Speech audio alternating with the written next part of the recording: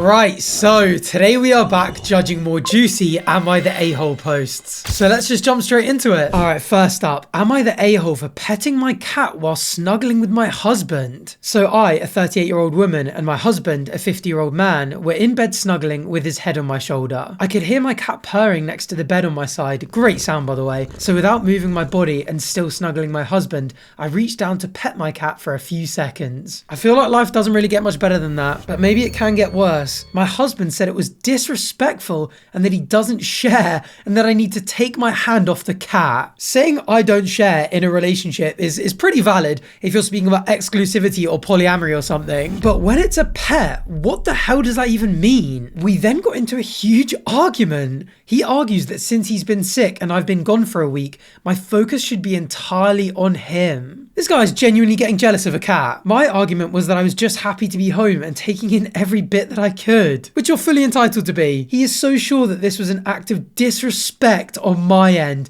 It was his idea to go to Reddit and see what the internet thinks. That is crazy. I mean, having these thoughts to begin with is pretty nuts, but being delusional enough to think that the internet would be on your side here makes me worry what kind of dark corners of the internet he's hanging out in. So Reddit, am I the a-hole? I mean, this one is just an overwhelming, resounding no. But I feel like this isn't, oh, that settles the argument. This goes a lot deeper than that. This is sign your husband up to therapy or maybe even leave him territory. But at the very least, he should be denied pussy privileges for a little while. And jokes aside, he actually probably does have some genuine resentment towards that cat. She does refer to it as my cat, so maybe she had it before the relationship, maybe with a previous partner, and his 50-year-old ass is insecure about that. I don't know, just very strange indeed. Not the asshole. Alright, next. Am I the a-hole for reporting my friend to the university after he cheated using my notes? So I, a 22-year-old male, am in med school and have this friend. Let's call him Jake. We've studied together a few times and I shared my annotated notes with him before a big exam.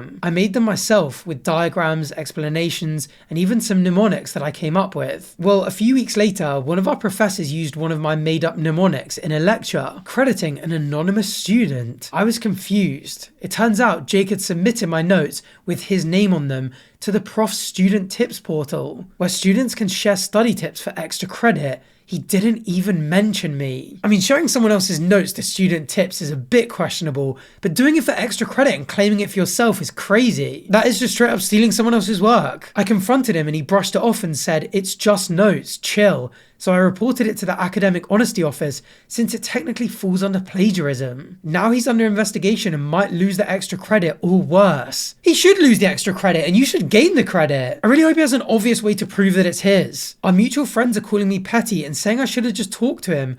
Am I the a-hole? I mean, to be fair, if it was one of my friends, I definitely would say like, look, I'm gonna have to report this before I did, to kind of give him one last chance. But maybe in the confrontation he did say this. Maybe he thought he was bluffing. So yeah, I think it depends on what I confronted him actually means and how deep the conversation went. But at the end of the day, your friend is the one that wronged you first. Like, he stole your notes, handed it in and claimed extra credit. He wouldn't have even known about it had the lecturer not used the mnemonic as well. So I think the friend just has to deal with the consequences of his actions. Also, this isn't high school drama. Like, this is a 22-year-old adult at med school. Like, education at this level is a lot more serious, and so the consequences of plagiarism are going to be a lot more serious. These questionable ethics of someone who might end up being a doctor do need to be flagged, and the earlier the better. Alright, next. Am I the a-hole for refusing to be my sister's bridesmaid because she chose ugly friends to make herself look better? Top 1% poster though. Is this going to be real or is this just going to be rage bait? Let's find out. So my sister, a 27-year-old, is getting married and she asked me, a 24-year-old, to be one of her bridesmaids. Congratulations.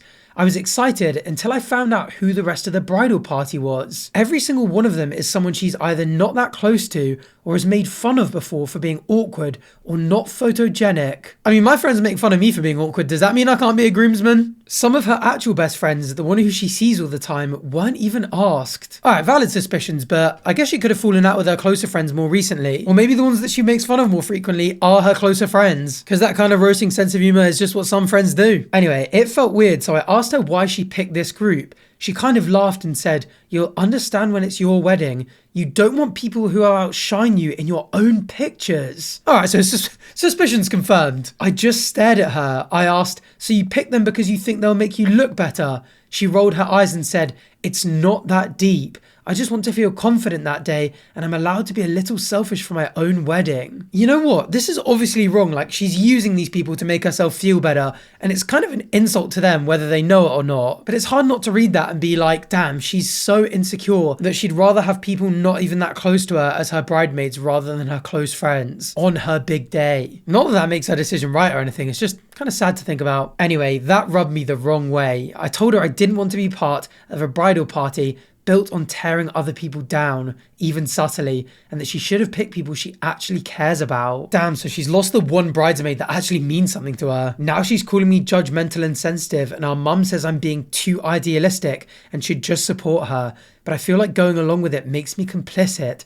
Am I the a-hole? I think you have every right to disagree with it and be like, I'm not playing a part in this. But I wonder if it would have turned out better for everyone involved if she had gone for a slightly different approach. Like, I wonder if she turned around to her sister and was like, look, it's gonna be your wedding day. Like, your makeup's gonna look great, your hair's gonna look great, you're gonna be wearing an insane dress. Because it's your wedding, everyone is gonna be focused on you. You're gonna be there in all white in front of everyone. Like, the focus will be on you looking amazing. It doesn't really matter what anyone else around you looks like because all the eyes will be on you anyway. And this is the only time you're gonna be able to do this. Maybe it's more important to have people that are really close to you up there, like your best friends, your sister, people you want to look back on in those photos and be like, damn, I really got to share my special day with them. Whether she would have turned around and been like, you know what, maybe you're right. I mean, it would suck for the people that have been asked to be bridesmaids for her to turn around and be like, actually, you know what, I don't want you there anymore. There's really not going to be a nice way to say that. But I feel like maybe that would have been more likely to make the sister make the right decision. But maybe she does deserve to be judged for doing a not really nice thing. But I do feel like regardless of the approach, the sister is obviously in the wrong. Using people like this is horrible, and I genuinely do think she'll look back in a few decades, maybe even in a few years, and realize like, damn, that was horrible, and that she just should have had the people closest to her up there with her. No way, not the a-hole. Tell the other bridesmaids,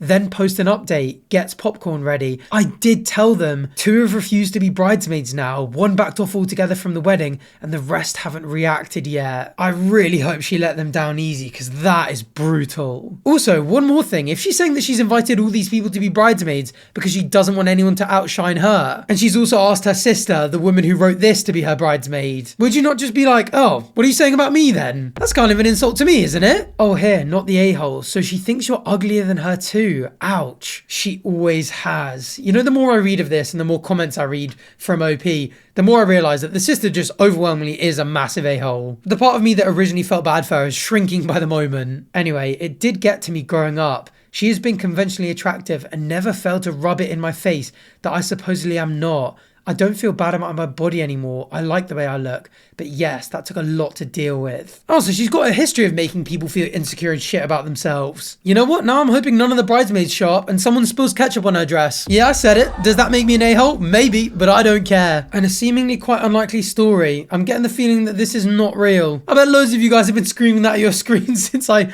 read the first paragraph. Although I guess you can still enjoy a fiction book and critique characters in that, so who cares? Alright, next. Am I the a-hole for not bringing anything to my friend's potluck after she told me not to? What the hell is a potluck? So one of my close friends hosted a dinner at her place last weekend. She called it a potluck and sent a group text saying that we should each bring a little something, drinks, snacks, whatever. It wasn't anything fancy, just casual. I asked her what I should bring and mentioned I'd be coming straight from work and might be a little rushed. She replied that I didn't need to worry about it, that she had plenty of food and just wanted me to come. So I didn't bring anything. I showed up, said hi to everyone, and honestly, the night was going fine. People brought stuff, a salad, some cupcakes, a couple bottles of wine, and I was planning to just help clean up or do dishes since I didn't bring anything, and I figured she meant what she said, as would any reasonable person. But later on, whilst people were complimenting the food, she made this offhand comment like, well, not everyone contributed, but we're still glad she showed up. She as well, that is very targeted. Everyone laughed and it didn't seem super serious.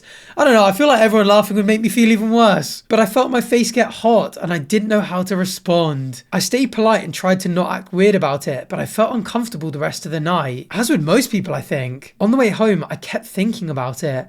I get that maybe she was a little annoyed, but she literally told me not to bring anything. And now I feel like she put me on blast in front of people for something I didn't even do wrong. I haven't said anything to her yet because it feels small and I don't want to be dramatic, but I also can't shake the feeling that it wasn't fair. Am I the a-hole? I literally don't think this person has done anything wrong. I mean, I'm curious when the group text went out. If it went out like the night before or even on the day and you're like, oh, well, I'm at work or I'm going to head to work tomorrow and I haven't got time to stop at any shops, then that is completely fair enough. But if it was a few days in advance, I feel like the person hosting the party would have reasonable grounds to be like, well, you could have stopped at the shop at some point, right? Or brought something from home or prepared something. But all of that kind of goes out the window anyway when she turns around and says that she doesn't need to worry about it and that there's plenty of food and that she just wants you to show up. Like, she's always capable of just being like, are you really not going to have any time if she really cares that much? But I feel like you can't say that it's not an issue and then make it an issue on the night. And having an issue with it is one thing, but putting her on blast in front of everyone's even worse. Because there could have been loads of people sitting there judging her, having not known that she got a text being like, don't worry about not being able to bring anything. I also wonder if she did end up sticking around to clean up and help do the dishes. Because she might have been annoyed at the comment, but at the end of the day, like, because she didn't bring anything, I feel like it would have been a nice gesture. So I don't know, I think OP probably could have put in a little bit more effort and figured something out. Or maybe offered a bit more as compensation for not bringing anything. But the host definitely shouldn't have put her on blast like that. So I think this is just not great from everyone. What do you guys think? Alright, next. Am I the a-hole for telling my wife that she can't cook? We're already off to a terrible start. So I, a 29-year-old male, have been with my wife, who's 28, for 8 years, and meals are just about the only place of contention in our marriage. But I'm scared she's going to kill someone one day. So background, we split the cooking in our house 50-50, but when she cooks, I feel like I have to watch her like a hawk. She undercooks just about everything, especially meat, and no matter how many times I try to politely correct her, she claims I'm being picky. Okay, unwarranted insults about someone's food when they've cooked for you makes you a bit of an asshole, but saying stuff like, you need to make sure this meat is cooked properly all the way through is absolutely necessary. You're gonna end up with brainworms otherwise. Or worse. For example, every time she makes rice, I just can't convince her it's 1 part rice to 2 parts water. She always says, are you sure? That seems like a lot of water. I mean, are they aware that the internet exists? Like, something this basic has a very obvious answer, no? Or if she's not that good at cooking to begin with, start off with a recipe book? I mean, that way, not only are you not insulting her cooking, you're also giving her a gift, which is quite nice. Or she says, maybe that's how you like it, but I don't want it so mushy. Now, this one I kind of agree with. If I'm cooking for someone and I prefer my rice or pasta al dente, I'm cooking it al dente. The package in Google won't convince her either. Okay, right, well, my mini rant earlier on is now completely irrelevant. I should have just kept reading. That's what I get for yapping and being an interrupter. Anyway, and I just swallow my pride and eat the crunchy rice every time. It's like that with everything. Pasta, veggies, bread, meat. I mean, again, if she's cooking pasta, bread or veggies and she likes it a certain way and she's cooking it that way, I think you have to just suck it up and accept it. If you're gonna let her cook for you, you're gonna have to accept the fact that she's gonna make things the way she wants to eat them. But the meat bit is where I struggle, and I'm definitely on this guy's side because you're risking both of them getting ill and dying. That is not a risk worth taking. Like, I don't care if you like your chicken and pork sausages cooked medium rare. I'm not going to eat it, and I'm not going to allow you to kill yourself doing so. That is very valid. So the thing is, I wouldn't care so much if it was just me, but she always wants to cook for our friends. She's going to kill everyone. She really prides herself on her cooking and wants to make everything herself. I just trail behind her trying to make sure it's all edible, but there's usually a few dishes that end up drastically oversalted or undercooked. Our friends will politely eat, but I've noticed they've been coming to fewer and fewer invitations for dinner. Things all came to a head the other night when she went to put some chicken in the oven as I was hopping in the shower. When I came out, she had pulled the chicken out and said dinner was ready. I was skeptical and told her that it had only been like 10 minutes. She said she had pan-seared it first, so it was fine, but when I came to look, the sides were literally pink. I mean, the inside being pink is one thing, but if the outsides are being pink, that thing is diabolically undercooked. They're still clocking in the pan. I snapped a little and told her that she's going to kill someone one day from serving them raw meat. Can't you see that it's pink? That is food safety #1. She said that she thought it was done and that it's not her fault. Her mother never showed her how to cook chicken growing up. I then told her, well, you're almost 30. That's no excuse for not knowing how to cook at all. I mean, I can understand the frustrations, but if I was cooking for someone and making an effort and they had a go at me, I'd be like, Okay, I can understand I'm in the wrong, but this feels so mean. Even if it's valid, I can imagine feeling sad there. Anyway, needless to say, she was pretty upset with me, and I probably could have been nicer. All right, well, that's good for him to acknowledge. I mean, at least he can say that in the conversation about it. But I've been nice about it for 8 years and nothing has changed. Am I the arsehole? I mean, saying that she's gonna kill someone is valid because it's just true. This isn't him being a dick about her cooking the pasta al dente or undercooking vegetables or whatever. This is life or death we're talking about here. But like he said, he could have been nicer. Maybe he just goes up to her and just says all the nice things like, I appreciate you cooking. I really like that you're really into cooking. It's really nice that you do this for me. But this is something that is going to make us ill or kill us if we don't manage it. So maybe let's go to a cookery class together or something. Make it a little date night. And there we can both learn how to properly cook chicken. So yeah, you're probably a little bit of an asshole, but it needed saying. And there's a pretty easy, nice way to get a good spin out of it. And speaking of making a nice spin out of things, if you enjoyed today's video, please feel free to subscribe. It's free, it only takes a second, and it really does mean a lot to me. And also, it means that you can catch the next Am I the A-hole video. So thanks for watching, and hopefully I'll see you there. Bye.